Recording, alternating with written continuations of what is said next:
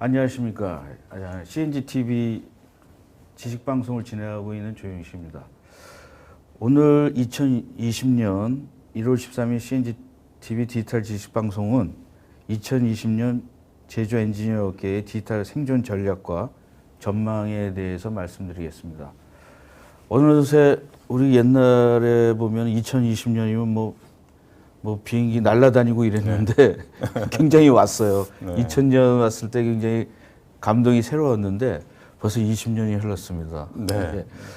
꾸준히 두 분은 또 계속 이 분야에 또 20년 계속 근무를 하시고 있지 않습니까? 예? 맞습니다. 네. 그래서 오늘 출연하실 분은 캠피MG 컨설팅의 디지털 혁신센터 박문구 센터장님. 네. 예. 나와주셔서 감사드립니다. 그리고 뭐 우리 자주 나가셔서 뭐 매년 이제 새해를 시작하거나 송년일 때 또 가끔 나와주셨던 오토데스크 코리아의 임민수 상무님. 네, 안녕하세요. 반갑습니다. 네. 두 분 다 뭐 요새 잘 안 늙으시는 것 같아요. 우리 몇 년 전에 만났을 때랑 그대로인 것 같아요.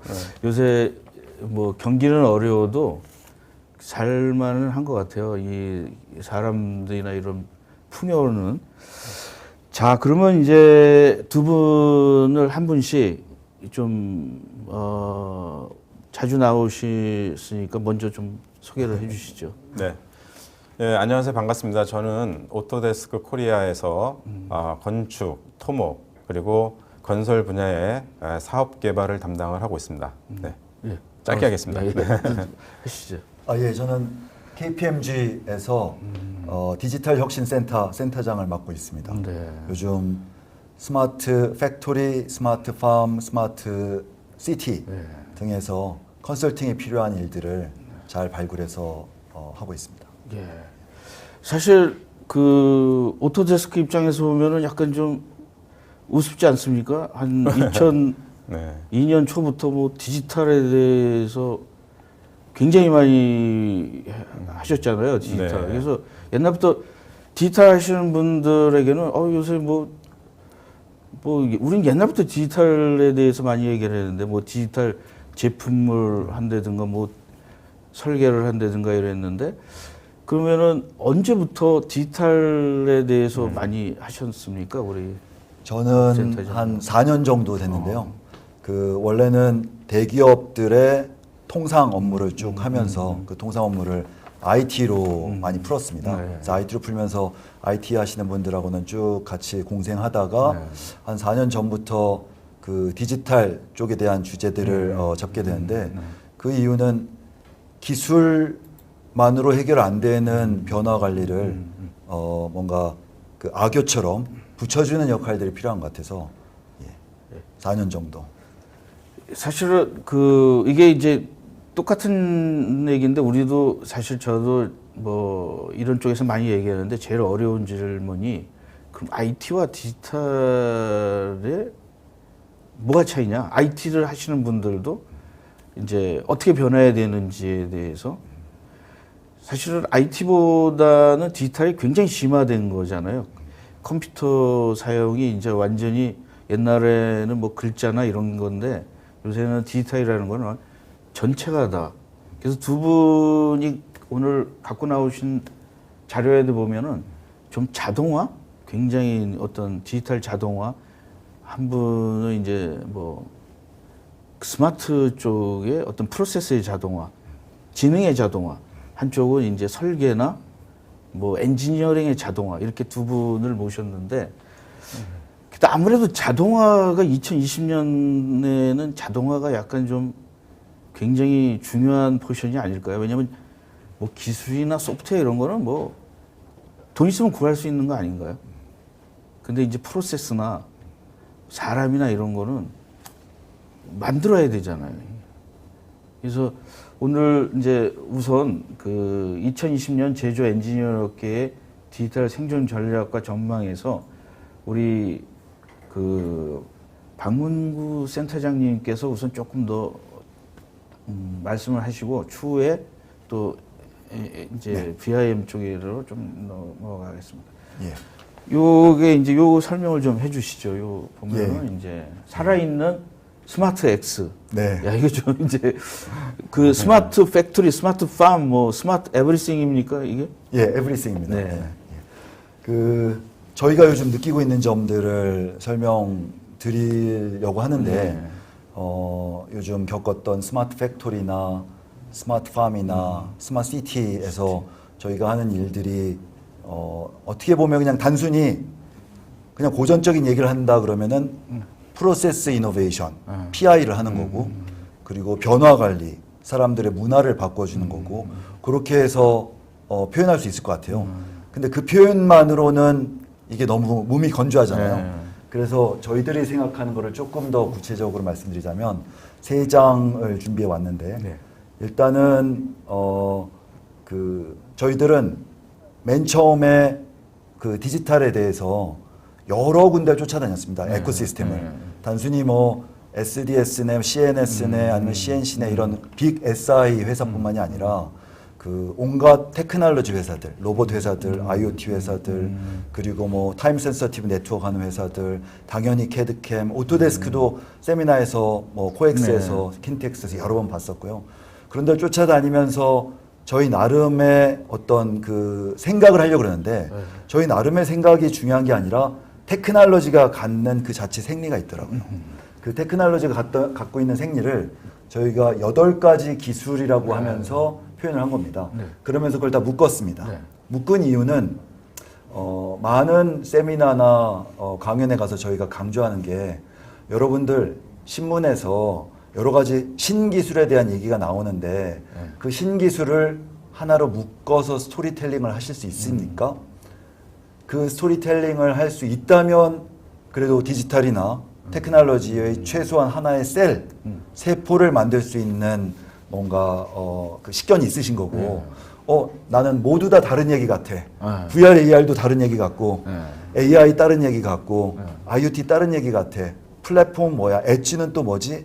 이러신 분들은 아직은 숙성이 안 되죠. 디지털 테크놀로지의 최소한의 셀을 구성할 그 지식이 적으신 거잖아요. 그래서 그걸 먼저 갖춰야 된다고 생각합니다. 그러면서 그 8개가 서로 갖는 상관관계, 예를 들어서 그림에서 이제 나오는 것처럼 현장에 존재하는 공장이든 뭐 그게 스마트 샵이 됐든 아니면 인프라가 됐든 공급망이 됐든 거기서 존재하는 여러 가지 신호들을 과거에는 매뉴얼 리포트나 ERP라는 것들이나 통신 수단을 통해서 올라왔는데 이제는 24시간 7일 내내 올라올 수 있는 IoT나 비전 AI에서 올라올 수 있잖아요.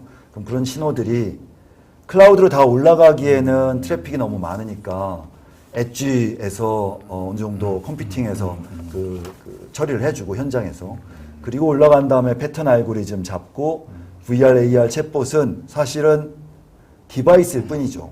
VR, AR 챗봇이 제대로 돌아가려면 위에서 알고리즘과 패턴이 제대로 나와야 VR, AR에 의미 있는 것들이 전달되잖아요.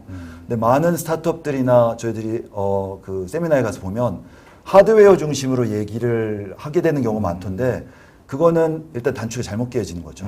그래서 이런 부분들, 그래서 공장 쪽으로 결국 최적화를 얘기하는데 이런 부분들이 최소한의 요소인 것 같아요. 이게 이제 하나의 세포를 만드는 건데 그 세포를 만들면 다음 장으로 넘어가서 저희들이 그래서 그거를 1번이라고 표시한 겁니다. 그래서 1번. 그래서 살아 숨쉬는 스마트 X 순환계, 스마트 팩토리가 됐든 아니면 시티가 됐든 살아 숨쉬는 셀을 어떻게 만들 거냐. 셀을 만드는 이유는 증폭시키려고, 증식시키려고. 디지털이 우리에게 주는 선물은 증폭력이잖아요.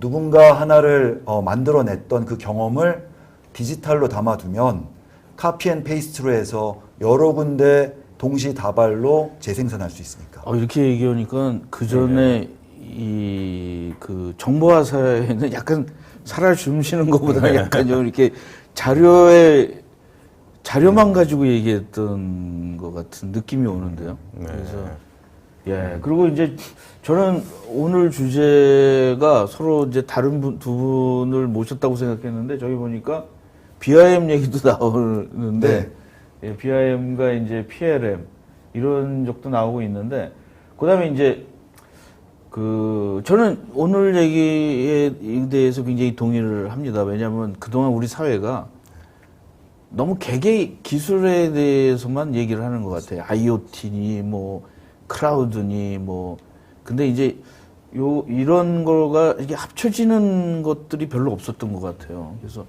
다음에 두 번째는 네. 좀 얘기를 해주시죠. 두 번째는 그런 셀 하나의 세포를 만들 수 있는 사람들이 그러면 그 세포를 어디까지 증식시킬 거냐. 그러면 그 범위를 잡아야 되잖아요. 그럼 에코시스템인데 내가 늘 지냈던 산업 내에서만 움직일 건지 내가 늘 움직이고 있는 공장 내에서만 할 건지 아니면 소비자 아니면 다른 산업 아니면은 내가 전혀 몰랐던 ICT 산업 플랫폼 산업으로 번질 건지의 디자인 싱킹을 해야 되는 거죠. 네. 내가 어디까지 갈 거냐. 네. 거기서 내 역할은 무엇이냐. 그러려면은 요즘 계속 나오지만 상상력이 필요한 거죠. 상상이. 어디까지 내가 범위를 뻗칠 거냐. 다행인 것은 우리에게 디지털 테크놀로지, 신기술이라는 무기는 주어졌고 아무도 선점하지 않은 시장이 있다면 뻗쳐볼 수 있는 거죠. 그래서 그게 에코시스템과 그 뭔가 디자인 싱킹 거기서 우리의 비즈니스 모델을 찾기 위한 R&R 우리의 역할은 뭐고 우리의 책임은 뭐고 그리고 우리는 누구와 커뮤니케이션 해야 되고 이런 부분들을 알아야 되는 게 예를 들면 이렇죠. 제가 아까 전에 8가지 기술을 사실 말씀드린 건 8가지 말고도 수도 없이 많이 있겠지만 팩토리에서 쓰려고 만든 거거든요. 제 원래 고객은 대기업이었기 때문에 대기업을 하려고 만들었는데 계속 왔다 갔다 하면서 대기업은 엔지니어 분들이 많아서 잘 침투가 안 되더라고요. 본인만의 생각들이 되게 많고. 근데 오히려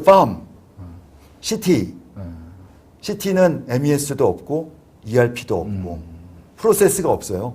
그냥 매뉴얼 행정들이 되게 많은데 그곳에서 연결하려다 보니까 프로세스가 필요하고 사람들이 하얀 도화지 위에서 새로운 그림을 그려가듯이 그런 것들을 디자인 싱킹으로 새로 프로세스를 그릴 수 있다는 게 되게 뭔가 그 신대륙을 발견한 그런 느낌이었고요.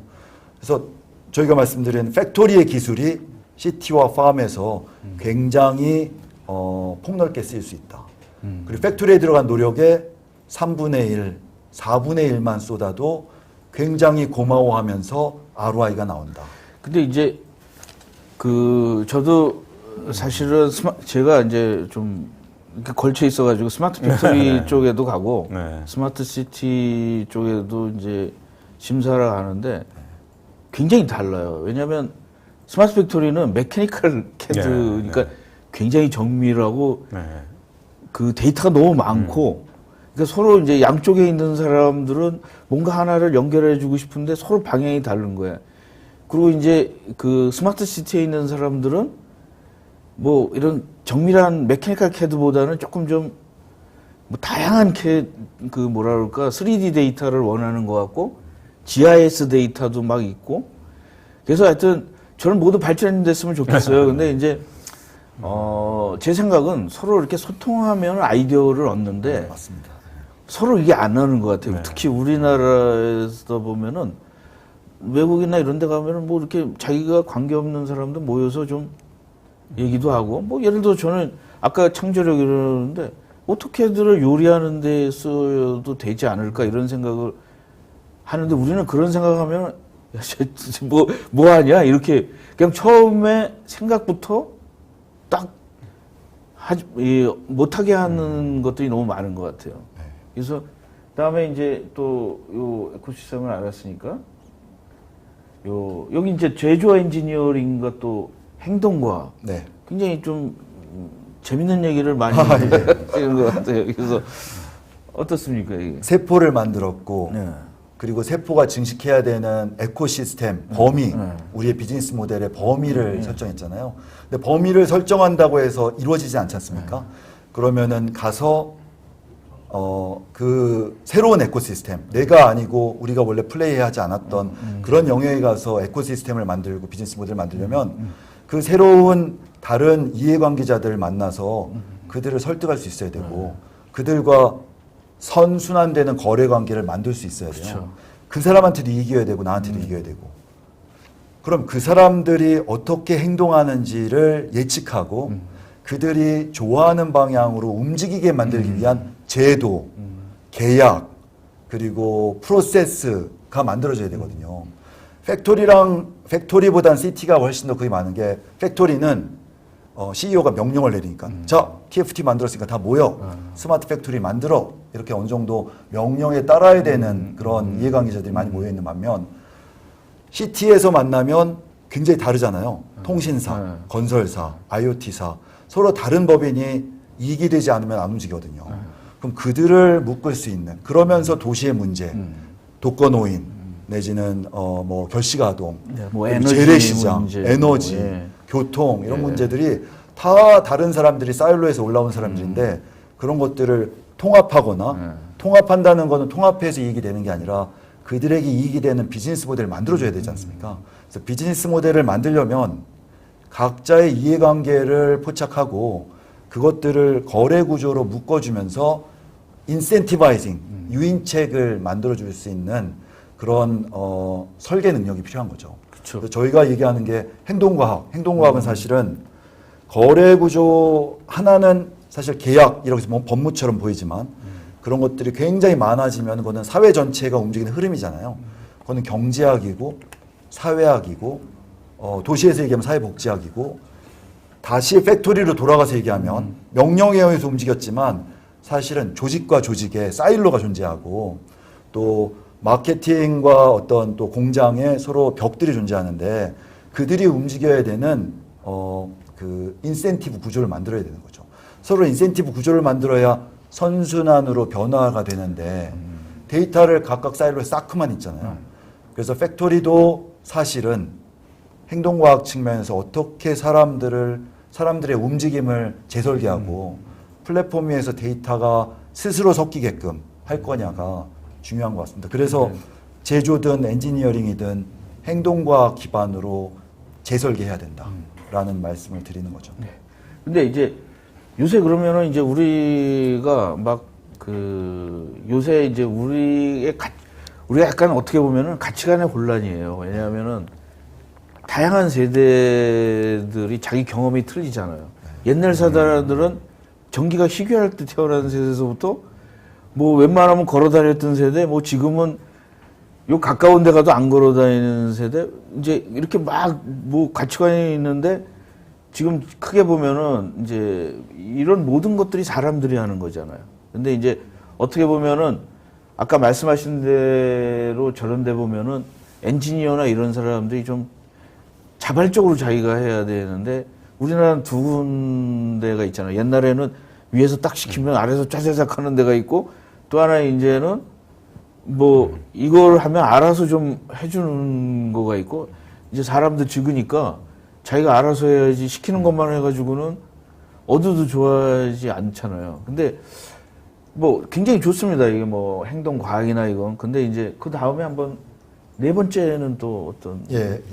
그 디지털 거버넌스와 데이터 아키텍처는 저희가 당연히 이제 디지털 이 데이터에서 출발하니까 심어놓은 건데 사실은 앞단에 얘기했던 세 개의 합이라고 볼 수도 있을 것 같습니다. 사람들이 거버넌스 얘기는 되게 많이 합니다. 네. 그러면 조직도 의사결정 체계까지는 얘기하는데 공장이나 기업 내에서 얘기할 때는 제조기업 내에서 얘기할 때는 명령에 의해서 움직이니까 그렇게 사람들의 인센티브 구조를 많이 보지 않아요. 일일이 개개인의 어떤 커리어 패스를 분명히 설계는 해주고 HR 측면에서 해주긴 해줘야 되지만 그러나 명령이 더 우선인 것들이 많이 있는 것 같고요. 그러나 그런 부분들이 하나의 기업 내에서는 움직일 수 있겠으나 그 기업 바깥에 있는 서플라이 체인에서 그걸 작동시키려면 그러면은 그 인센티브 구조가 이루어져야 되잖아요. 그래서 마켓플레이스에 대한 얘기도 나오는 거고. 그래서 그러려면은 셀을 어떻게 만들 거냐, 에코시스템을 어떻게 설계할 거냐, 그리고 사람들이 움직이도록 유인책을 어떻게 행동과학으로 만들어줄 거냐를 담은 데이터 거버넌스가 필요합니다. 네. 네. 그렇게 데이터 거버넌스가 설계되지 않으면 그냥 뭔가 지면 위에서만 데이터 거버넌스 중요합니다. 근데 다시 각자로 돌아가게 되니까요. 네.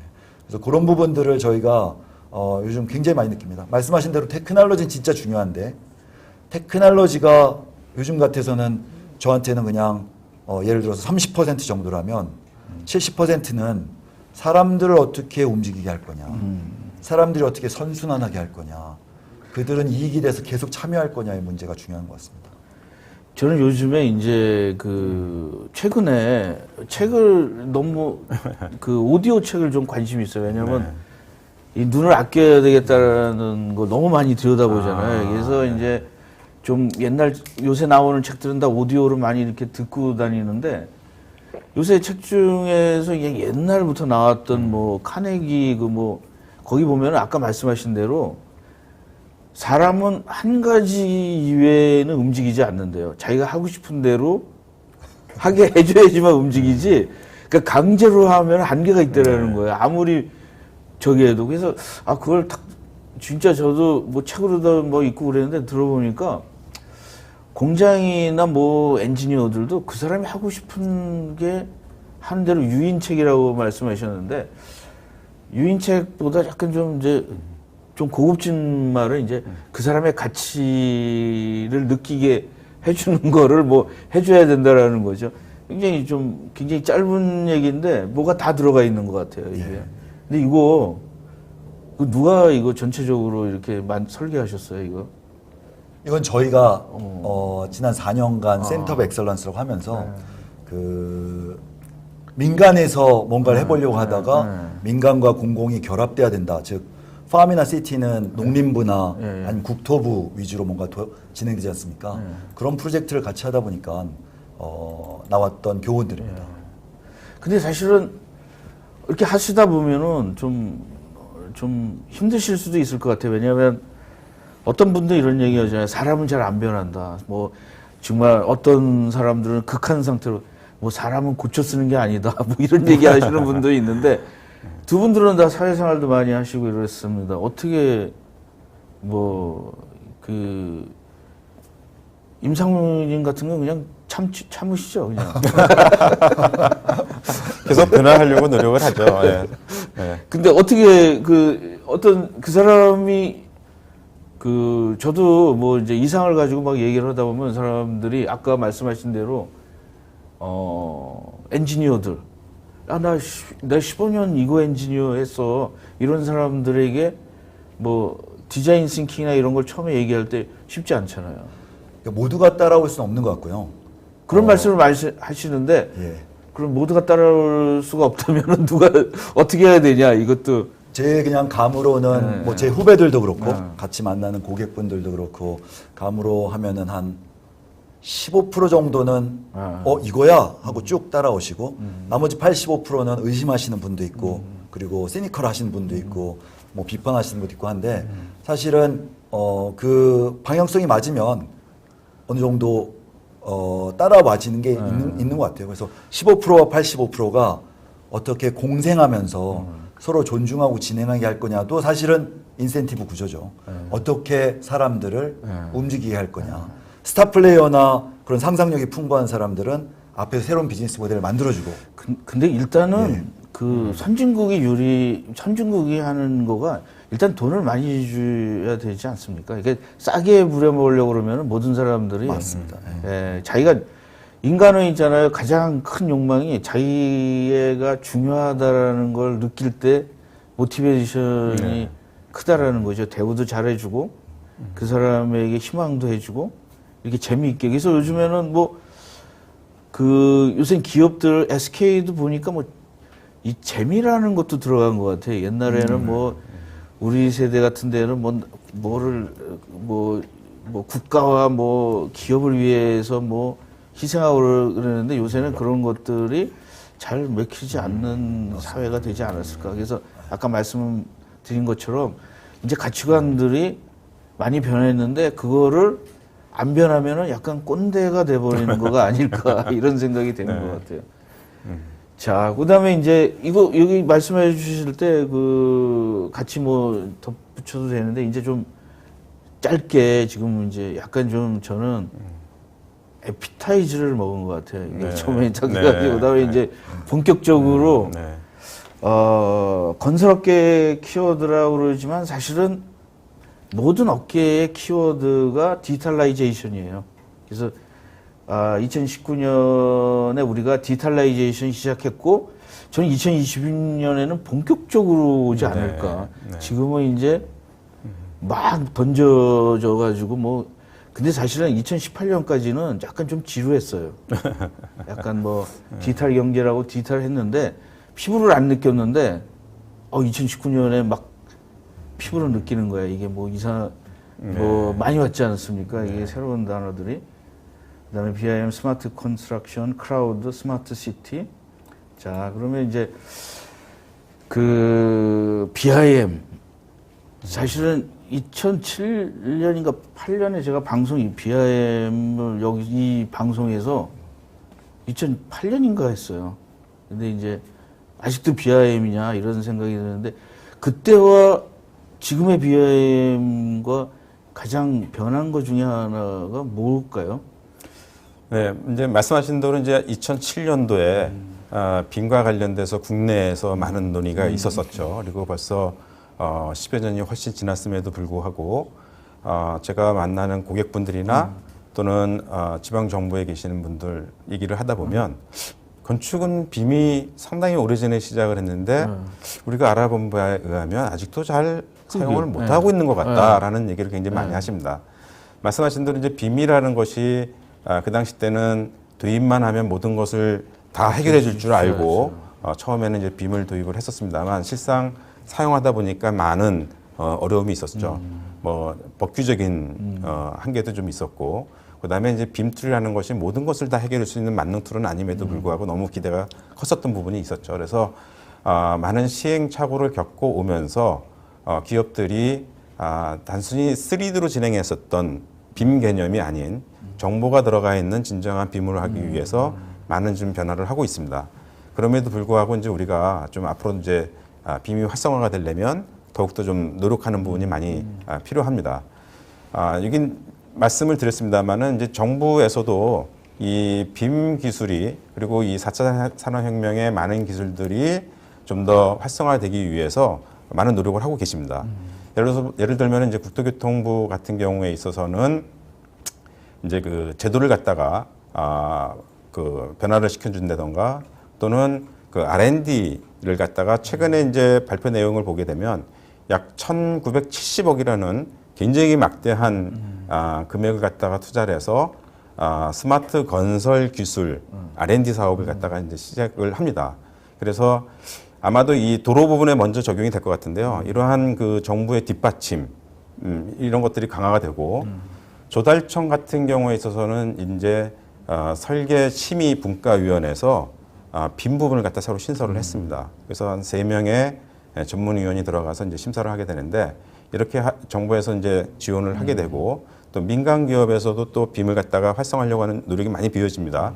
예를 들어서 이제 대기업 같은 경우에 있어서는 그 스마트 컨스트럭션 팀이나 스마트 컨스트럭션 TFT 팀이 이제 구성이 되어 있었는데 이러한 팀들이 작년에 더욱더 조직 개편을 갖다 확대하고 있습니다. 인력도 늘려나가고 있고 눈에 띌 만한 거는 사실은 중견 건설사에서는 이런 그 빔이나 이 스마트 컨스트럭션과 관련된 것들이 많이 좀 그 등한시 되었었는데 작년 같은 경우가 좀 그런 그 팀들 갖다가 구성을 하고 인원을 늘리고 있어서 아마 2020년 원년이 됐을 때는 이 빔이 좀 더 활성화될 수 있는 원년, 스마트 컨스트럭션이 활성화될 수 있는 굉장히 중요한 전환기가 되는 시점이 왔다라고 좀 보여집니다. 저는 이런데 이렇게 가보면은 이제 좀 두 가지 느낌이 와요. 하나는 뭐냐면 빔이 아까 말씀하신 대로 빔이 오래됐는데 왜 활성화가 안 됐다라는 얘기가 나오고 새로운 프로젝트나 이런 거 볼 때는 빔은 당연한 거예요. 빔에 대해서 뭐라고 그렇죠. 그 초창기에는 뭐 빔이 없다 막 뭐 싸웠는데 그런 얘기는 없고 이거 당연히 해야 되는데 괜히 하기 싫은 거야. 네. 그리고 뭐 이제 하는 거에 대해서는 모두 다 느끼는데 이제 불평이 뭐냐면 디자인하는 사람들이 초반부에 내가 왜 다 힘들게 이걸 다 해야 되나. 또 하나는 뭐냐면 이거 가지고 뭔가 이 BIM이라는 거는 사실은 저 사람 그러니까 고객 있잖아요. 건물주나 이 사람들은 느낌이 안 오잖아요. 근데 이제 요새 뭐 디지털 트윈이나 뭐 스마트 시티 이런 거는 뭐 동영상으로도 많이 보여주고 어떤 가치를 보여주는 거야. 이걸 하면 비용을 줄일 수 있다. 이걸 하면 더 최적화할 수 있다. 뭐 이런 것들이 네, 네. 이제 좀 뭐랄까 수준은 BIM은 사실 데이터 덩어리이기 때문에 그 건설하는 사람이나 엔지니어하는 사람들은 굉장히 중요하지만 사용자나 그 돈을 내는 사람들에게는 이거 뭐 있나 없나 느낌이 뭐 없는 거예요. 그 사람이 뭐 3D로 한다고 해서 자기에게 베니핏이 오는 건 아니잖아요. 네. 그래서 요즘에 이제 이런 데 가면은 뭐 스마트 시티 아니면 디지털 트윈 이런 얘기들을 많이 해요. 그래서 네. BIM은 옛날만큼은 뭐 서로 싸우지 않는 것 같아, 이제는. 그렇죠? 그러면 이제 또 오토데스크나 뭐 이런 BIM 쪽에 솔루션 하는 사람은 또 이 스마트 시티, 한국은 또 스마트 시티지 않습니까? 네. 또 스마트 시티에 대해서는 네. 오토데스크에서는 또 어떤 굉장히 솔루션이 많이 있는데 네. 네. 연결고리를 많이 네. 할 수 있잖아요. 이게. 네, 네, 네.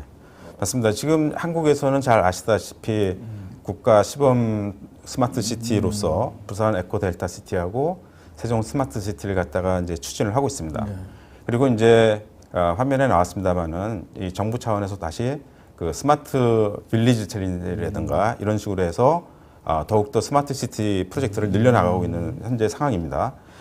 우리가 이제 그 배경을 보게 되면은 많이 얘기 나오는 그 싱가포르 얘기를 많이 합니다. 그걸 이제 처음 시작한 거가 이제 버추얼 싱가포르로 시작을 했습니다만 그 버추얼 싱가포르 같은 경우에 있어서는 그 항공사진 모델 기반으로 해서 만들다 보니까 약 830억 정도가 들어갔습니다만은 이런 그 센서나 또는 뭐 어떤 변경이 발생이 됐거나 또는 어떤 빅데이터 분석이라든지 이런 거를 할 때는 정보 처리하는데 굉장히 많은 어려움이 있다고 합니다. 그래서 시간도 오래 걸리고 비용도 많이 드는 부분이 있는데 한국에서는 이것을 극복하기 위해서 뭔가 디지털 트윈을 활용을 해서 이제 하려고 노력을 합니다. 여기서 가장 핵심 기술이라는 것은 바로 디지털 트윈인데 이 디지털 트윈 안에 들어가 있는 다시 또 핵심 기술로 본다고 하면 그게 바로 빔 플러스 GIS입니다. 그래서 오토데스크에서는 아무래도 빔과 같은 전문 그런 툴을 갖다가 제공을 해서 스마트 시티가 그 센서와 연결을 하고 빅데이터 분석을 가능하게끔 하는 지능형 디지털 트윈을 갖다가 만드는데 필요하다고 봅니다.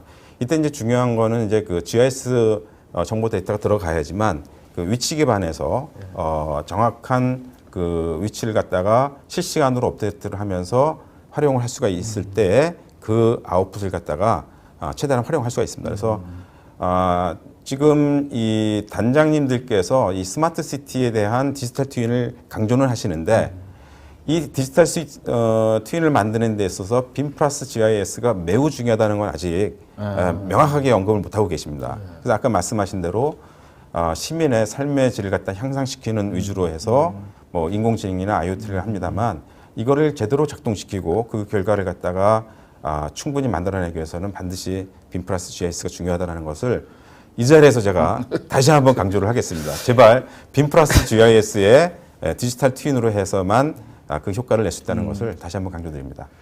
저는요 이렇게 단장님을 딱 만나잖아요. 그러면은 얘기하는 거 보면 이 사람의 백그라운드 어딘지 딱 와요. 네. BIM 백그라운드인지 GIS 백그라운드인지 왜냐면 서로 좀 이질적일 수도 있잖아요. 왜냐면 BIM 쪽은 건축이나 건물 쪽에 주로 백그라운드가 있으신 분이고 GIS는 이제 지리정보, 토목 뭐 이런 쪽에 있는 분들인데 근데 좋은 말씀 하셨어요. 이거를 좀 어떤 식으로 조금 약간 좀 같이 해야 될까요? 왜냐하면 무슨 그런 뭐 교육을 해야 되나요? 아니면은 뭐 어떤 BIM 플러스 GIS를 어떤 식으로 묶을 때 뭐 저희 같은데 솔루션이 있나요? 네, 이제 오토데스크 같은 경우에 있어서는 아무래도 이제 빔 관련돼서는 이제 저희 그 다양한 이제 솔루션들이 제공되고 있고요. 이 GIS 같은 경우에 있어서도 데이터를 갖다 활용할 수 있는 커넥터라든가 이런 거를 통해서 서로 연결을 해줄 수가 있습니다.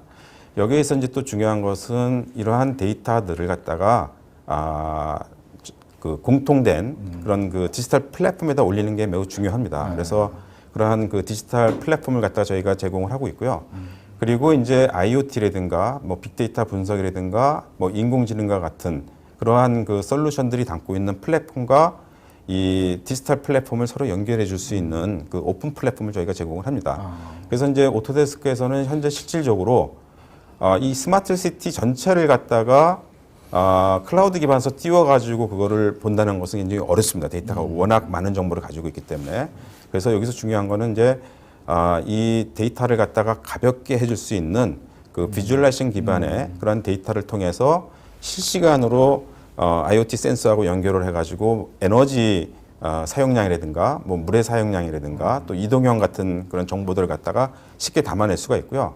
여기서 이제 만약에 특정 건물이나 특정 지역에 대해서 우리가 좀 더 구체적으로 검토를 하고 싶다라고 했을 때는 바로 빔 데이터로 갖다 바로 활용할 수가 있습니다. 저는 이제 며칠 전에 좀 우리가 굉장히 놀란 것 중에 하나가 소니가 전기차를 만들었지 않습니까? 네. 근데 이제 스마트 시티 이런 것도 돈 단다 그러면은 뭐 구글도 뛰어들 거고 네. 사실 뭐 네. IoT 하는 저는 나중에는 이제 뭐 페이스북 같은 데도 뛰어들 수도 있다고 생각을 하거든요. 왜냐하면 스마트 시티가 이게 포텐셜이 굉장히 크지 않을까요? 우리가 사는 모든 건데. 맞습니다. 그래서 요새는 이제 스마트 스페이스라고 부르는 사람도 있어요. 팜, 뭐, 팩토리 다 합해가지고 우리가 이런 공간이다. 뭐 이게 뭐 다 연결시켜버리겠다 이런다 그러면 또 새로운 강자들이 또 나올 막 이게 지금도 이제 스마트폰 같은 경우도 사실은 이게 뭐 관계가 다 되잖아요. BIM이랑 뭐 GIS랑 관계가 안 되는 게 어디 있나요? 우리가 삶을 사는 장소들인데 다. 네. 그렇지 않아도 지금 빌 게이츠 회장이 2017년도에 애리조나 그 토지를 갖다 매입을 해서 스마트 시티를 구축하기 위해서 이제 매입을 한 거였거든요. 그리고 이제 이번에 이제 CES 2020년 행사에서도 보셨겠습니다만 이제 도요타 같은 경우가 바로 후지산 근처 지역을 갖다가 스마트 시티 개념은 아닙니다만 이제 시티 오브 더 퓨처라고 그래가지고 미래 도시를 갖다가 구축을 하겠다라고 이제 발표를 했습니다. 이 스마트 시티는 제가 보기에도 어떤 그 최신의 기술들이 총집합한 아주 그 결정체라고 볼 수가 있습니다. 그래서 한국에서도 국가 정부 차원에서도 이러한 스마트 시티와 관련된 어떤 그 솔루션을 갖다가 독자 개발해서 이제 해외 수출도 하고 다른 지역에도 이제 적용하려고 하는 그런 계획을 가지고 있습니다. 어떻게 보면은 이제 옛날에는 농촌에서 도시로 많이 이동했잖아요. 그런데 도시에서 또 스마트 시티로 또 뭐 부자들이나 뭐 똑똑한 사람들은 편리한 데로 또 가지 않을까요? 이게. 그 자기가 안락해지니까 스마트 시티가. 예. 그다음에 이제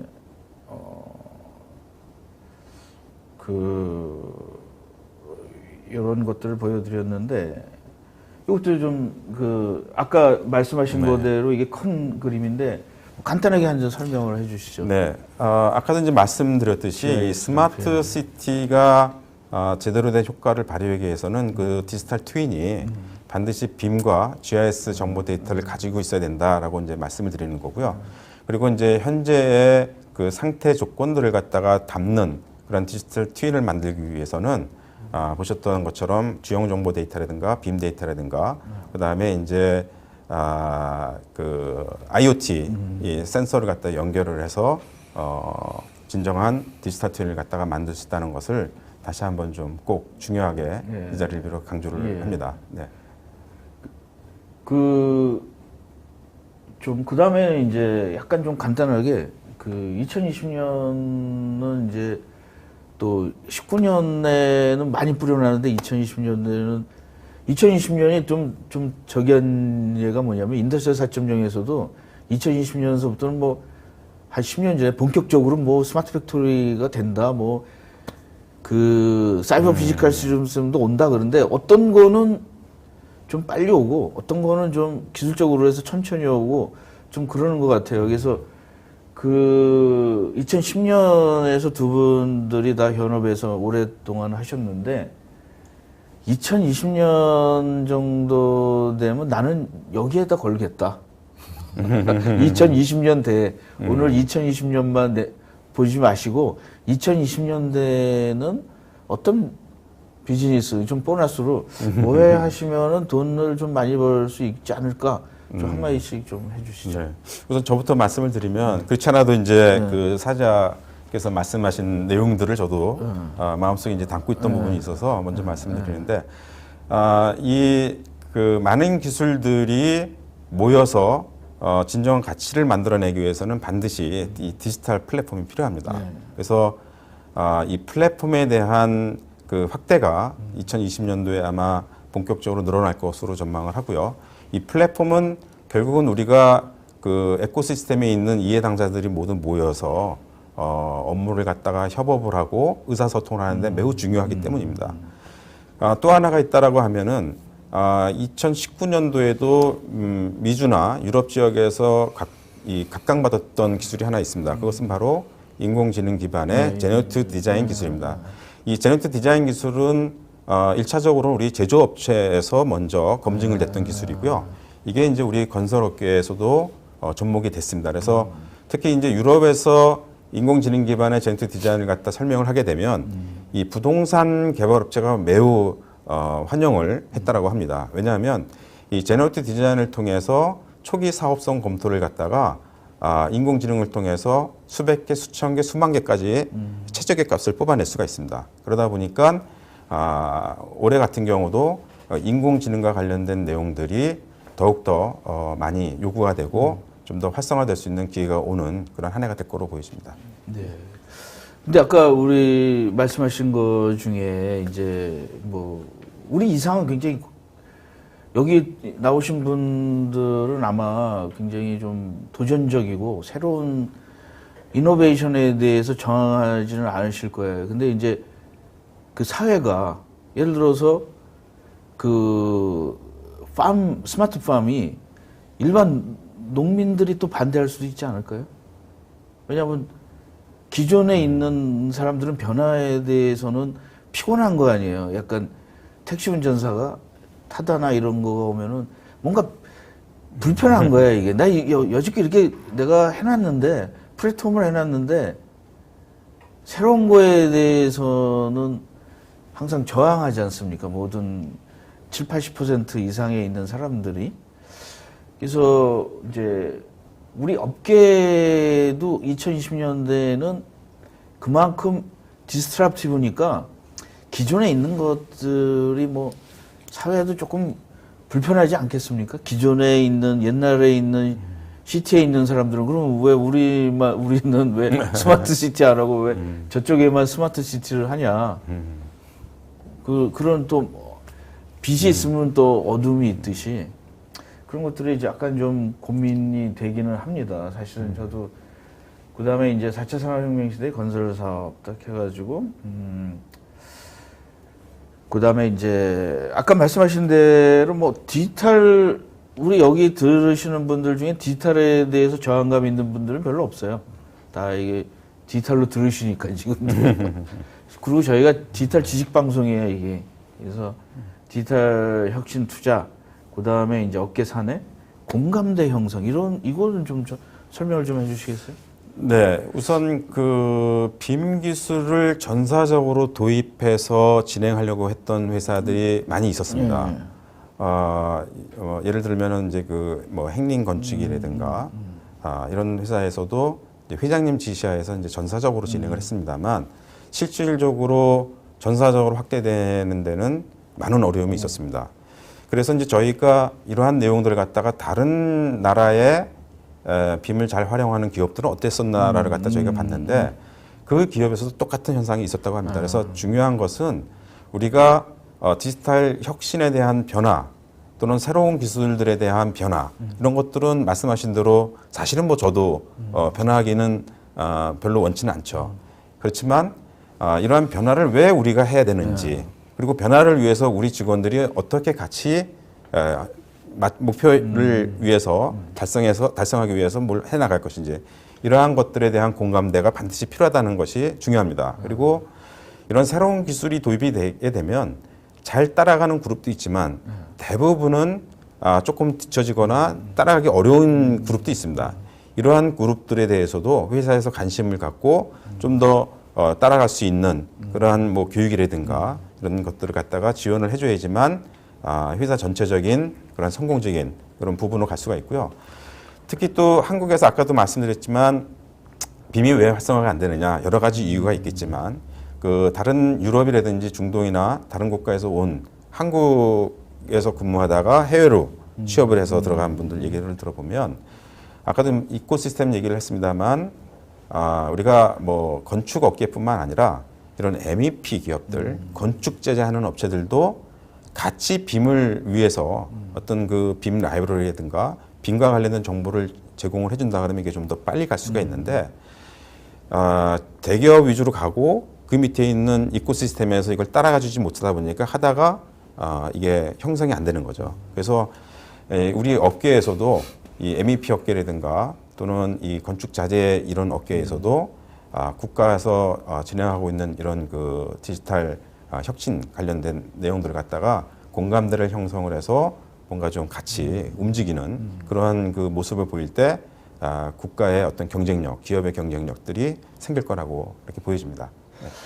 그래서 이제 좀 이제 요새 얘기 나오는 것들이 이제 스마트 팩토리도 마찬가지고 대기업은 알아서 돈도 있고 뭐 좀 규모도 있으니까 알아서 하는데 이제 좀 소형 작은 기업들이 굉장히 뭐 그걸 그 기술을 받아들이는 것도 중요하지만 기술을 이해하고 그거를 계속 서스테이너빌리티를 하는 사람들이 힘들다. 인력을 유지하고 생각은 뭐 많이 갖고 있는데 그런 얘기인 것 같은데.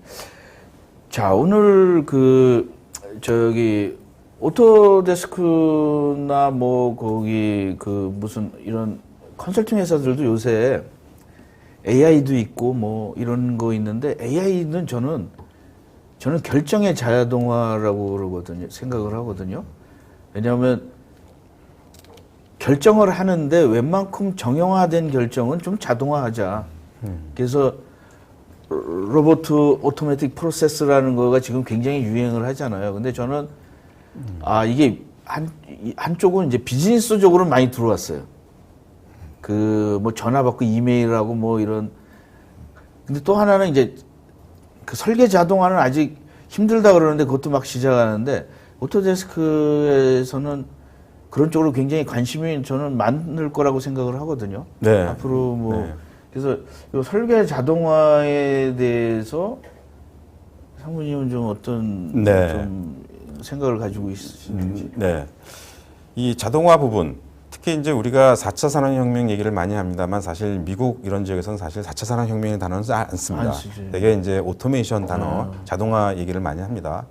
우선 그 설계하시는 분들의 시간 분석을 해보면 비생산적인 업무의 한 70%를 갖다가 낭비하고 있다라고 합니다. 그래서 이 설계하는 부분에 있어서 뭔가 좀 더 자동화한다면 그런 그 낭비적인 요소를 갖다가 줄여나갈 수가 있기 때문에 이 오토데스크에서는 이 다이나모라고 하는 그 비주얼 프로그래밍을 통해서 전문가가 아닌 개발자라 하더라도 쉽게 이 설계 업무들을 갖다가 이제 자동화 시킬 수가 있습니다. 이제 그 예를 들어 보면은 그 중동 카타르에서 진행했던 프로젝트가 있습니다. 그래서 룸데이터 시트의 도면을 갖다가 약 21,300장을 갖다가 아웃풋을 내야 되는 그런 상황이었는데요. 저희와 같이 이제 협의를 통해서 전통적인 방식으로 했다 그러면은 10명이 약 12주 정도 작업을 하는 물량이었습니다. 그러니까 전체적으로 한 120주 걸리는 작업이었는데 이 다이나모를 통해 가지고 자동화시킴으로써 3주 만에 실제 결과를 만들어낸 그런 상황이 됩니다. 그래서 이 도면화 작업뿐만 아니라 향후 인공지능으로 가기 위해서도 이러한 그 자동화 툴인 이 다이나모가 매우 중요한 역할을 할 것으로 보여집니다. 제가 아까 말씀드린 것 중에 이제 제너레이티브 디자인. 이게 이제 시청자들이 좀 관심이 있을 것 같아요. 이것도 이제 어떤 개념인지 좀 설명을 좀 해주시죠. 네. 아까 이제 그 설계 자동화를 위해서 이제 다이나모를 기본적으로 해서 로직을 짜서 이제 설계 자동화를 합니다.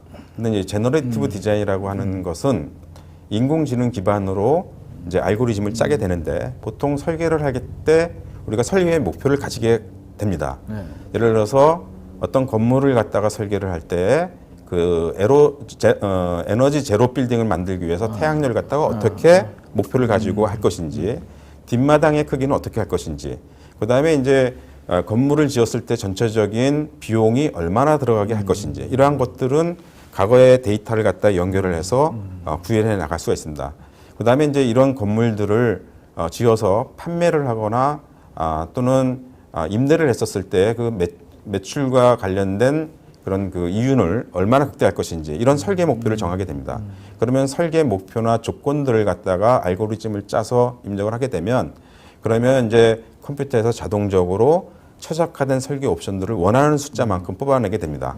그러면 이렇게 뽑아낸 그 설계 옵션들을 갖다가 뭐 건축가나 엔지니어들이라든지 또는 건축주라든지 이해 당사자들이 전부 모여서 협의를 거쳐서 다시 또 알고리즘을 짜던가 아니면은 최종안을 선택을 해서 빠르게 그 결값을 갖다 만들어내는 그런 최신의 방법이라고 볼 수가 있습니다. 여기 이제 보시는 거는 예를 들어서 GM 자동차가 2023년도까지 20개의 전기 자동차를 생산하는 프로젝트를 진행을 했는데요. 이 전기 자동차의 특성상 이 자동차의 무게나 강도를 어떻게 무게를 줄여나가면서 강도를 유지할 것이냐 하는 부분인데요. 이럴 때 이제 제너레이티브 디자인 기술을 이용을 해서 자동차에 들어가는 부품 수를 줄이거나 또는 무게를 갖다가 자동차 시트에 들어가는 그 브레이크 같은 경우는 이제 40% 정도 줄이고 강도는 오히려 20% 정도 올리는 효과를 냅니다. 이렇게 이제 전체적으로 부품 수를 갖다가 줄이고 무게를 줄여 나감으로써 전기 자동차의 어떤 특정 목표를 갖다 달성할 수 있는 그런 내용이 되겠습니다. 예. 요 하면은 요거는 네, 이게 이제 제너레이티브 디자인을 통해서 설계 옵션들을 갖다가 여러 개 이제 뽑아낸 거가 되겠고요. 그리고 이제 다음 장을 보시게 되면 이제 아까 말씀드렸듯이 무게는 40%, 강도는 20%, 그리고 8개 부품을 1개 부품으로 줄여나가는, 그래서 이제 유지 보수하는 데 있어서 매우 유리한 그런 그 효과를 그렇다면 볼 수 있습니다. 기능이 다 같은데 이제 여기 왼쪽에 있는 거는 옛날 부품이고 네. 오른쪽에 있는 굉장히 모양이 달라졌네요. 네. 보시는 것처럼 이제 8개 부품이 단일 부품으로 됐다는 것도 이거 굉장히 큰 의미를 가져갑니다. 왜냐하면 예. 이 협력업체에서 8개 부품을 생산하기 위해서 그리고 유지 보수를 하기 위해서 보존해야 되는 부품 수를 갖다가 대폭 줄임으로써 비용 절감을 갖다 가져올 수 있는 것이죠. 네, 아까 이제 말씀드린 대로 이제 제너레이티브 디자인은 사람과 컴퓨터 알고리즘과 그리고 클라우드 컴퓨팅 능력을 갖다가 해서 원하는 대로 수백 수천 가지의 설계 옵션을 자동적으로 뽑아내게 됩니다.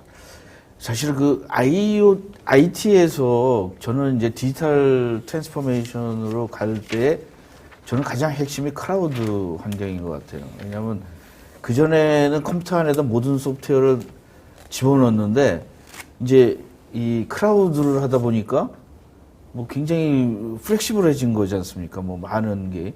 그래서 저 젊었을 때도 이렇게 뭐 그 스피치나 뭐 이런 소프트웨어가 있었는데 이게 클라우드가 안 되니까 굉장히 이 성능이 한계가 있는 거예요. 근데 지금은 이제 이게 또 뭐 모바일이랑 다 연결돼 가지고 이런 세상이 왔는데 그래서 뭐 IT에서 지금은 이제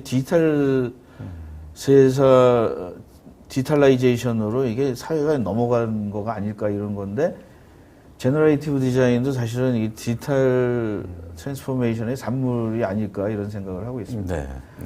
그러면 이게 제너레이티브 디자인이 그러면은 건설업계는 어떻게 사용을 합니까? 이게? 네, 아까 이제 보여드렸던 제너레이티브 디자인은 주로 이제 설계할 때 적용이 되고 있고요. 2017년도 다치 앤 어널리틱스가 조사한 그 미국 지역을 보게 되면은 그 빔을 사용하는 고객의 17%가 이미 제너레이티브 디자인을 활용을 하고 있고요. 향후 5년 이내에 대부분의 프로젝트에 이 제너레이티브 디자인을 갖다가 적용하겠다는 건축가가 약 90%까지가 나와 있는 상태입니다. 그러면 우리 건설 현장은 과연 인공지능을 우리가 활용할 수 있느냐 하는 부분인데요. 예, 그런 활용할 수가 있습니다. 그래서 한 단계 더 나아가서 인공지능과 머신러닝 기반에서 만들어진 이런 그 컨스트럭션 IQ라고 하는 그런 제품군을 갖다가 활용을 하게 되면 예, 건설 현장에서의 빅데이터를 갖다가 분석을 해서 어떤 프로젝트를 진행할 때 그 수십, 수백, 수천 명의 협력 업체들의 어떤 안전 문제를 갖다가 좀 해결하고 심지어는 이제 품질 문제까지 해결할 수 있는 그러한 역할을 좀 하게 됩니다. 여기서 이제 또 하나 중요한 거는 이러한 솔루션을 활용을 하게 되면 건설 현장에서 발견되었던 안전 문제, 품질 문제가 과연 왜 생겼느냐를 갖다 찾아볼 수가 있거든요. 그것은 다시 향후 프로젝트에 설계를 할 때 그것을 적용을 함으로써 향후에 발생될 수 있는 안전 문제나 품질 문제까지도 미리 제거하는 그런 효과가 예측이 가능하다. 그렇습니다. 예, 예측 가능한 그런 설계를 갖다가 또한 할 수가 있습니다. 예. 그다음에 아까 이 동영상이 하나 있었는데 네. 요거죠. 네, 요걸 한번, 맞습니다. 네, 아마 이 말소리가 안 나오는 것 같은데요. 2016년도에 캐나다 토론토에 있는 오토데스크 오피스 레이아웃을 잡을 때 제네티브 디자인을 갖다가 적용한 사례가 됩니다. 직원들의 설문조사를 통해서 가장 쾌적한 그 업무 환경 그리고 퍼포먼스를 올릴 수 있는 업무 환경에 대한 설문조사를 마칩니다. 그래서 그것을 달성하기 위한 6가지의 설계 목표를 가지고 각각에 대한 알고리즘을 짜게 됩니다. 그리고 6가지를 동시에 만족시킬 수 있는 그러한 최저간을 갖다가 선택을 해서 이제 설계를 갖다가 하게 됩니다. 두 번째 보셨던 것은 우리 빌딩에서 보게 되면은 이제 가장 많은 비용이 들어가는 부분이 이제 외관입니다. 이게 이제 파사드라고 하는 부분인데요. 이 파사드를 만들 때 평당 단가를 얼마 정도에서 할 거라는 목표를 두게 되면 거기에 맞는 그런 다양한 그 파사드의 디자인 형태를 갖다가 만들어낼 수가 있고요. 그리고 수량을 갖다가 좀 최적화시킬 수가 있습니다. 이렇게 함으로써 이 건물을 짓는 데 들어가는 비용들을 갖다가 최적화하는데 매우 유용하게 활용할 수가 있습니다. 사실 이건 돈을 내는 고객에는 굉장히 솔깃한 얘기지 않습니까? 돈을 줄일 수 있다는 얘기. 그렇습니다. 근데 그 사람들은 사실 3D나 뭐 BIM 뭐 데이터를 어떻게 해야 한다 사실 관심은 없어요. 근데 제일 중요한 거는 뭐 안전해서 사고가 안 일어난다. 그 다음에 제 시간에 질 수 있다. 비용이 덜 든다. 뭐 이런 가치가 이제 고객의 가치인데 이 재미있는 영상인데 근데 요 용어가 오토데스크에서 만든 용어입니까? 아니면 전체적으로 모든 데에서 제너레이티브 디자인이라는 말이 그냥 모두 이렇게 보니까 뭐 AI나 뭐 빅데이터 요새 굉장히 그 첨단 기술을 이용한 디자인인 것 같은데 그 오토데스크 용어입니까 이게? 뭐 사회자께서는 어떻게 생각하십니까 이게? 전 사실 처음 들었어요 이게. 근데 사실은 이 제너레이티브 디자인은 제조 쪽에 있는 기업에서 많이 활용됐던 단어이고요. 공통된 단어고 오토데스크만이 특정하게 사용하는 단어는 아닙니다. 그리고 이 제너레이티브 디자인은 오토데스크에서 이제 건설 분야에서 활용하려고 이제 도입을 했고요. 지금 조사에 의하면 저희 같은 다른 소프트웨어 벤더들도 이 제너레이티브 디자인을 갖다가 활용하기 위한 연구를 시작을 했습니다. 사실 아까도 저런 걸 보면 뭐 이게 연결이 안 됐을 일은 없는데 뭐 디자인 싱킹이랑도 비슷해요. 뭐냐면 그 전에 있었던 것들을 문제점을 해가지고 뭐가 문제인지 목표가 뭔지 뭐 예를 들어서 뭐 코스트다 아니면은 뭐 이게 어떤 가치를 하면은 그걸 가지고 실험을 해보고 안 되면 다시 피드백을 하고 이게 뭐 결론이 돼 있는 게 아니잖아요. 계속 그렇죠. 그 어떤 데이터를 이용해 가지고 순환되는 거지 않습니까? 이게. 그래서 오늘 지금 굉장히 중요한 것들은 거의 다 이제 설명이 된 것 같아요. 그래서 너무 많이 하면 이제 여기 들어오시는 분들이 이 사람은 이제 그 어떤 책에서 읽어보니까 3가지 이상 얘기하지 않으면은 3가지를 넘어가면은 모두 다 중요하지 않다라는 거로다가 받아들인대요. 네. 그래서 사람은 한 번에 세 가지 이게 세 가지가 제일 중요하다. 그래서 오늘 굉장히 뭐 디지털라이제이션, 그 다음에 제가 생각나는 거는 이제 뭐 그 생태계 그 네 가지인데 뭐 세 가지의 합한 게 맨 마지막에 결론이니까 사실은 세 가지지 않습니까? 이거 아까 말씀해 주신 것도.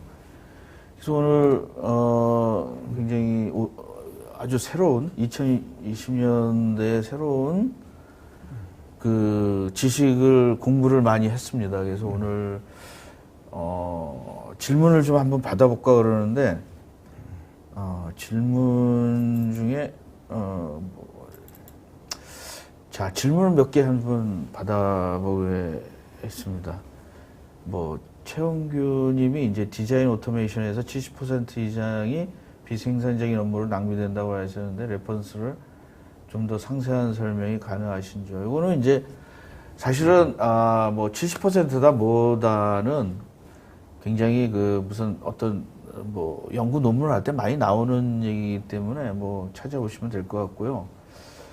또 최재준님은 또 이런 질문을 하셨어요. 요새 또 블록체인이 몇 년 동안 또 하다가 지금은 좀 아직 좀 조용한데 블록체인을 통한 스마트 팩토리 연결하고 하려는데 검증된 사례가 있으면 좋겠는데 적합한 것이 있는지요? 뭐 저는 모르겠어요. 아직 블록체인과 스마트 팩토리는 아직은 좀 없는 것 같고 뭐 생각나는 거 있으세요? 아니 뭐 있기는 한데 네. 뭐 간단히 얘기하자면은 블록체인에서 뭔가 팬시한 것들을 많이 얘기했지만 사실은 기존에 할 수 있는 걸 대체하는 수준이라면 사람들이 그렇게 움직이진 않잖아요. 않죠. 기존에 하지 못하던 걸 한다면 가능한데 예를 들어서 뭐 한수원이라든지 발전사들 아니면은 현대차라든지 1, 2차 정도의 리뷰는 어떤 뭐 퀄리티라든지 아니면은 여러 가지 그 인증을 받는 거라든지 그런 리뷰를 할 때 매뉴얼리 할 수 있는 부분들이 존재하는데요. 3차, 4차, 5차의 서플라이 체인 밑으로 내려가면 못 하거든요. 그런 부분들, 기존에 못 하던 것을 할 수 있는 네트워크, 신뢰의 자동화라면은 의미가 있죠. 네. 그 다음에 이제 뭐 이분은 스마트 시티와 디지털 트윈의 연계성은 어떨까요라는 게 전망을 얘기하는 건지 아니면은 뭐 제가 아까 설명을 드렸습니다만 이제 설명을 스마트 시티는 이제 여러 가지로 이제 구성이 되는데요. 아까도 말씀드렸듯이 이제 그 핵심 그 기술이 이제 디지털 트윈이라는 얘기고 디지털 트윈이 되기 위해서는 빔 플러스 GIS인데 이것이 이제 클라우드 기반의 플랫폼에다 올려져 있어야 된다. 그러면 IoT 같은 센서나 또는 빅데이터 같은 그런 데이터들은 또 다른 플랫폼에 들어가 있겠죠. 이러한 플랫폼과 플랫폼들을 갖다 연결을 통해서 활용하는 것이 이제 바로 스마트 시티에서 얘기하는 그 가상을 갖다가 진짜 현실에다가 접목을 시켜서 삶의 질을 올릴 수가 있는 거고요. 여기서 이제 추가적으로 중요하다고 보면 이제 VR일까 AR일까 얘기를 많이 하는데요. 일반적으로 VR 얘기를 많이 합니다만 여기서는 AR이 들어가줘야지만 이 가상과 현실의 세계를 갖다가 서로 의사소통을 하면서 활용할 수가 있습니다. 제가 보는 시티랑 트윈은 이제 뭐 당연히 테크놀로지적으로는 방금 임상무님께서 말씀하신 대로 갈 것 같고요. 대신 그거를 사람들이 왜 하냐 측면에서 접근하면은 시티에 있는 시민들, 시티에 있는 관광객들이 이런 것들을 하러 들어오려면은 그렇게 해야 되는 유인책들이 존재하거든요. 한마디로 비즈니스 모델을 제대로 세팅하고 그 밑단의 테크놀로지가 어떻게 움직이느냐가 작동해야 되는데 지금까지의 모습은 테크놀로지만 잔뜩 갖다 놓고 비즈니스 모델을 안 만들었거든요. 그래서 올해는 비즈니스 모델을 만드는 세상이 돼야 되고 그 시간이 돼야 되고 플랫폼 위에 온갖 IoT 데이터, 비전 AI 데이터, 뭐 CAD, CAM 데이터, 디지털 트윈의 기초 데이터들이 올라가 있는데 그 데이터를 올린다고 해서 뭐가 저절로 해결되는 게 아니거든요. 저절로 해결되지 않는다는 건 뭐냐면 누군가 지속 가능하게 쓰고 돈이 나올 수 있도록 쓰고 수익 모델이 나올 수 있도록 써야 되는 그런 구조를 만들어줘야 되는데 그거는 아까 말씀드렸다시피 복잡하게 얘기했지만 쉬운 단어로 바꾸면 PI를 해야 되는 거고 프로세스 이노베이션이나 프로세스 임프루먼트 그리고 변화 관리를 해야 되는 거죠. 그것들에 익숙해지지 않으면 기술은 갖다 놓고 다 이제 거미줄 친 다음에 못 쓰게 될 수 있으니까. 저는 이제 이제 4차 산업에 대해서 이제 쭉 연구를 하다 보니까 의외로 기술이 오래전에 나왔어요. 다들. 전기 자동차도 옛날에 나왔는데 근데 아까 말씀하신 것처럼 비즈니스 모델을 못 만들면 이 기술이 또 다음까지 기다리더라고요, 이게. 그래서 블록체인도 나 모두 비즈니스 모델이 지금 이제 그 커런시 하나만 나왔는데 이걸 가지고는 비트코인이 나왔는데 이걸 가지고는 아직 약한 거예요, 이게. 그래서 뭐 어떤 기술도 뭐 3D 기술이나 이런 것도 비즈니스 모델을 해서 뭐 비즈니스에서 돈을 못 벌면 사실은 사라지는 거 아닙니까? 그래서 저는 2020년대에는 뭐 두 분이 많이 업계를 도와드리겠지만 이제 좀 이런 기술을 가지나 솔루션을 가지고 점점 우리가 선진국형이라는 게 뭐냐면 비즈니스 모델을 도와주는 거. 맞습니다. 왜냐면 고객이 돈을 벌면은 우리 뭐 여기를 많이 쓸 거 아닙니까? 근데 이제 옛날에는 이제 뭐 이거 하면 좋다 막 세일즈만 하다 보니까 이제 장사가 잘 때는 그냥 묻어갔어요. 근데 이제 요새처럼 경기가 어려울 때는 비즈니스 모델을 내서 돈을 버는 사람은 벌고 요새 보면은 경기가 어렵다고 그러는데 아니 뭐 애플이나 이런 거는 뭐 줄 서서 사는 데 있고 맛집 같은 데 보면은 어디냐는 줄 서 먹는데 어디는 텅텅 빈 데 있고 너무 이게 좀 이제 옛날에 비해서 너무 이렇게 차이가 많이 나지 않을까. 그래서 그거의 가장 핵심이 비즈니스 모델이 아닐까. 근데 그 비즈니스 모델은 뭐 서울에서 하는 모델도 다를 거고 서울에서는 통했는데 지방에서 안 통하는 게 있고 우리나라에서 통하는데 저기는 안 통하는 데가 있고 그래서 젊은 사람들이나 뭐 많은 엔터프리너들이 한국에서만 너무 상주하지 말고 뭐 아시아나 이런 데서 가서 그 비즈니스 모델을 좀 이런 테크놀로지와 같이 해서 했으면은 어떨까. 왜냐면 어차피 4차 산업이라는 거는 굉장히 많은 테크놀로지가 나오고 있으니까 뭐 그렇죠. 수없는 테크놀로지가 나올 것 같아요.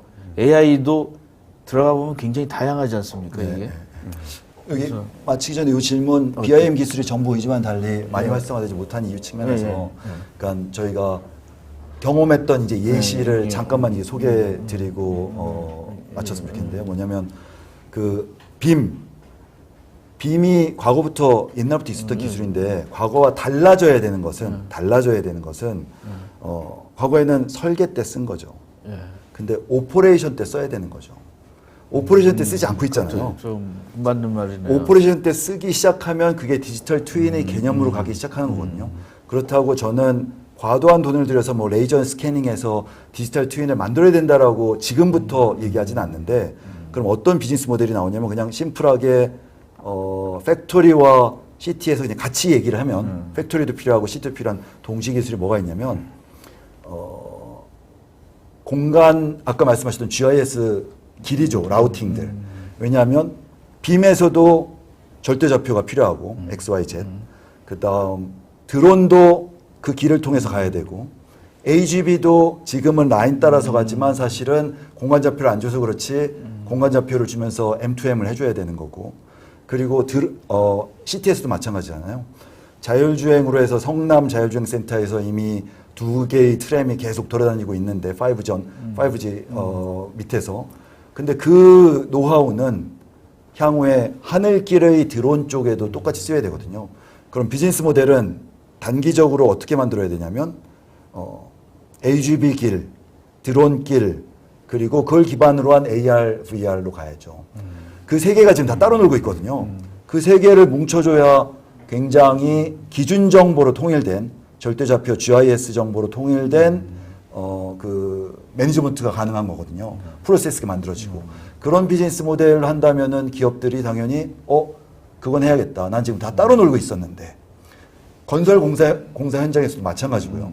어떤 뭐 드론으로 건축물 찍는 거 따로, 그다음 트랙터 따로 가는 게 아니라 전체가 다 같이 움직여야 되는 그런 세상에 다가오고 있는 것 같습니다. 그 아까 네.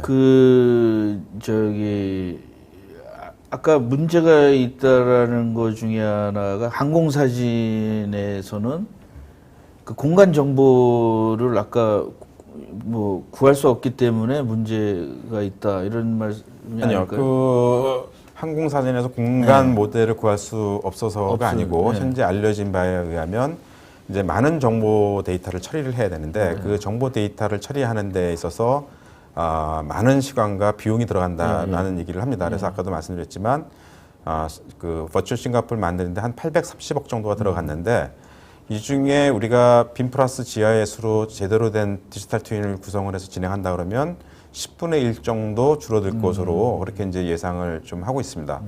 그리고 이제 초기에 이제 제가 인사차 그 사회자님하고도 말씀을 잠깐 나눴습니다만 한국에서 빔이 시작한 지 오래가 됐는데 아까 이제 질문하신 것처럼 아직도 활성화가 안 된 거에 대해서 많은 분들이 의문합니다. 심지어는 국토교통부에서도 이 문제를 찾아내기 위해서 많은 질문을 던지고 회의도 하고 그러는데요.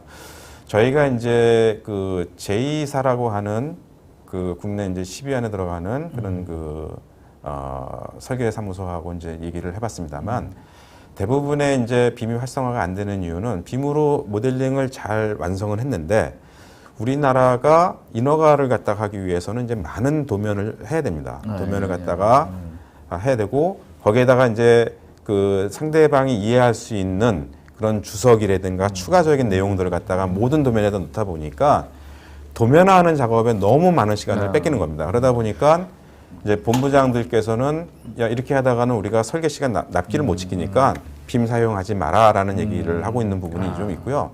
제가 이제 토목 회사에 이제 그 부회장님하고 좀 얘기를 했는데 똑같은 얘기를 합니다. 이 도면에 너무 많은 내용들을 하다 보니까 시간을 못 맞추니까 그럼 차라리 빔 하지 말고 그냥 옛날처럼 그런 얘기 하자. 많이 들은 것 같아요. 이래서 이제 이러한 부분들이 좀 빨리 해결이 돼야 되는데요. 이제 일본 같은 경우는 인허가를 받을 때 빔으로 제출을 합니다. 그리고 민간 기업에서도 빔으로 인허가를 해줍니다.